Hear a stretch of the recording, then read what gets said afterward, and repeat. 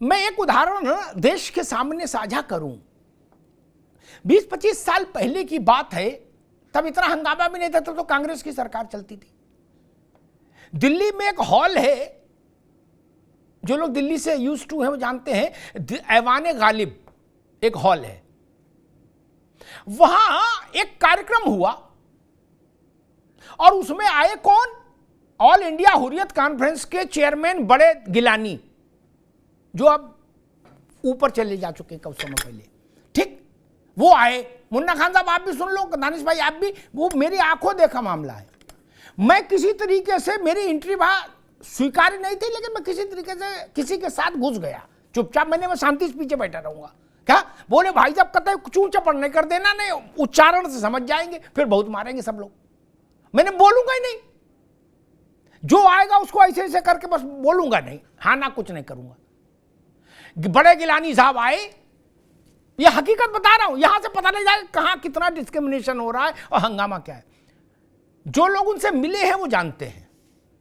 मुझे अवसर मिला एक पत्रकार के नाते उनसे कई बार मिलने का, इंटरव्यू करने का। उन्होंने भाषण दिया। भाई भाषण सुन के मेरे तो कान से तेजाब लावा निकलने लगा, धुआं। बोले हिंदुस्तान मेरी जूती की नोक पर, हिंदुस्तान का संविधान मेरी जूती की नोक पर। उनने सारा सब कुछ जूते की नोक पर रख दिया गिलानी ने। क्या बोले? मैं हिंदुस्तान नहीं मानता, यहां के आईन नहीं मानता का, और कैसे कैसे उर्दू के फारसी के लफ्ज उनने। जितने जो बैठे थे वो सब लोग बाहें फड़काने लगे, बोले कि गिलानी साहब जिंदाबाद। यही क्लाइमेक्स नहीं हुआ। मुन्ना खान आप सुन लीजिए, ये भारत में ही हो सकता है केवल। मैं इसकी भी आलोचना नहीं करूंगा, भारत का स्वभाव ही ऐसा है। आज से नहीं, जब गजनी आया था तब भी हम यही स्वभाव रखते थे, नहीं तो गजनी को नहीं घेर के मार लेते, ठीक, रपटा देते। जब वो चलने लगे तो मैं बाहर आ गया। दिल्ली पुलिस की 2 गाड़ियां एस्कॉर्ट कर रही थी उनको, जो अभी 10 मिनट पहले हिंदुस्तान को जूते पर रख रहे थे। क्या गिलानी भारत का पासपोर्ट लिए थे और गिलानी एमएलए रहे थे, एक बार उसकी पेंशन भी ले रहे थे हमारे टैक्स के पैसे से।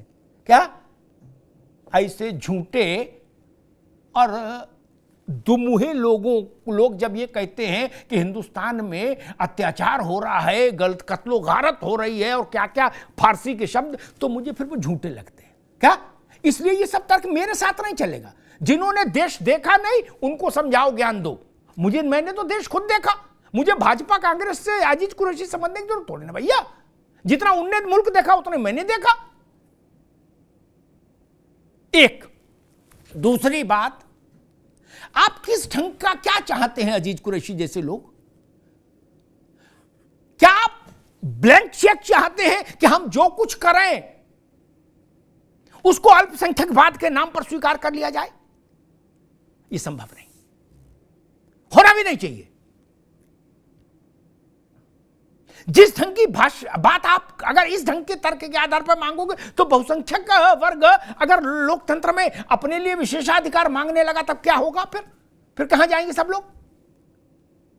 ये भारत है, जितने मजहब, ये बात मैं सबसे कहूंगा, जितने मजहब एक साथ मुन्ना खान साहब भारत में रहते हैं वो नेहरू जी की कृपा से नहीं रहते और भाजपा की भी कृपा से नहीं रहते। क्या? क्योंकि नेहरू जी के पैदा होने से भी पहले और भारत भाजपा के भी पैदा होने से पहले से रह रहे। उतने मजहब दुनिया में कहीं रहते हैं? नहीं। उतने मुसलमान दुनिया के किसी मुल्क में रहते हैं? नहीं। फिर ये ड्रामा क्यों हो रहा है अजीज कुरैशी जैसे लोगों का? इसका अर्थ क्या है? ये तो समझना पड़ेगा ना। छोड़िए मोदी क्या कह रहे हैं, भाजपा क्या कह रही है, हटाइए। भाजपा से पहले भी देश था, भाजपा के बाद भी देश रहेगा। लेकिन इसका तो जवाब मुझे देना होगा कि जोधपुर वाली घटना पर सब लोग चुप रहेंगे तो हम मानेंगे कि अल्पसंख्यकों के साथ अच्छा व्यवहार हो रहा है, और कोई बोलेगा तो हम कहेंगे जाति हो रही। अरे भाई ये कैसे हो गए? बोले हमको गर्दन काटने दो, नहीं काटने दोगे तो हम परेशान करेंगे, मानवाधिकार बताएंगे। गर्दन काटने का मानवाधिकार है क्या?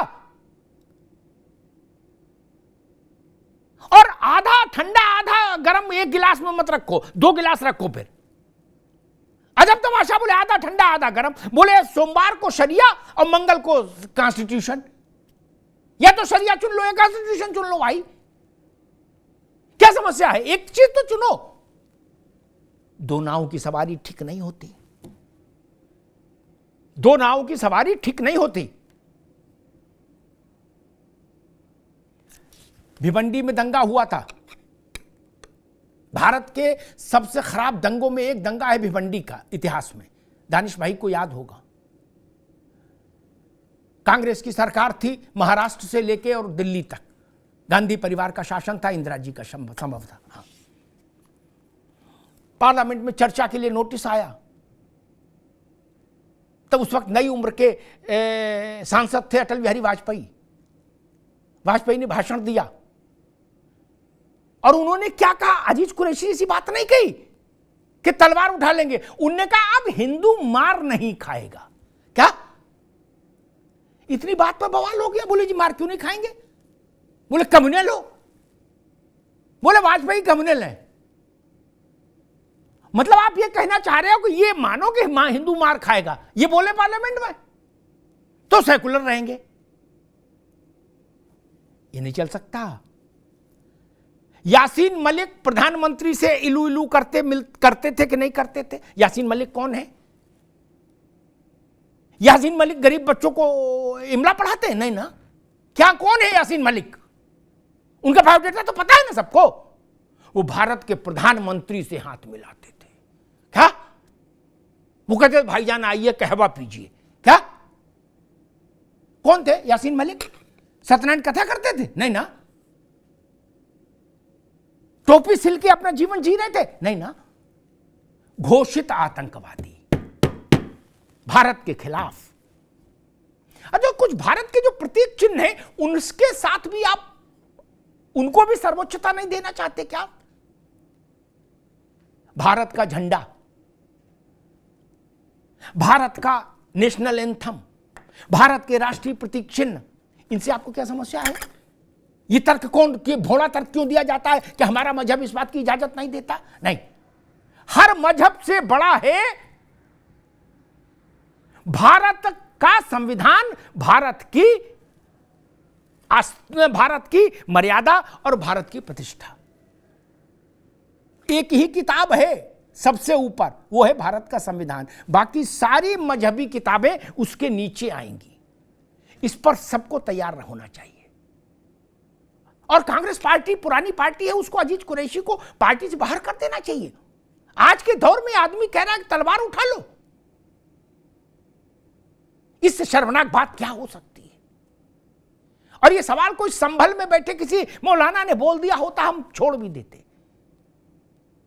लोकसभा में आदमी रहा, मंत्री रहा, गवर्नर रहा, वो आदमी बोल रहा है। ऐसे लोग कांग्रेस के लिए मुश्किलें पैदा करते हैं। इनका जो होगा सो होगा, कांग्रेस के लिए मुश्किल होगी। और मुझे लगता है कि भारत का जो भारत तत्व है ना, वो हर मजहब पर लागू होना चाहिए। भारत का जो आत्म तत्व है, हर देश का एक आत्म तत्व होता है, एक स्व होता है, उसके साथ चलिए। हिंदू हो, मुसलमान हो, सिख हो, ईसाई हो, कोई हो,